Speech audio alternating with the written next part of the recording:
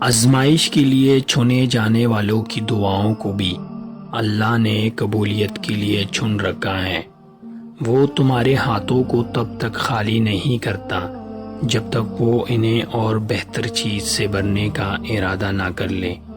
جب بھی اداس ہونے لگو تو خود کو یہ یاد دلایا کرو کہ جس نے مشکل دی ہے اس نے مدد کا بھی وعدہ کر رکھا ہے۔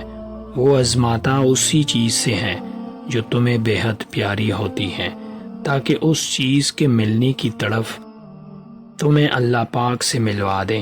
اس یقین کے ساتھ مانگو کہ اللہ ضرور دے گا، اور پھر دیکھو وہ تمہیں اتنا عطا کرے گا کہ تم گنتی تک بھول جاؤ گے۔ دعائیں نصیب سے نہیں بلکہ نصیب دعاؤں سے ملتا ہے، اور کائنات کے سارے معجزے دعا سے ہی تو ہوتے ہیں۔ اللہ پاک ہم سب کی دعا قبول اور منظور فرمائیں، آمین۔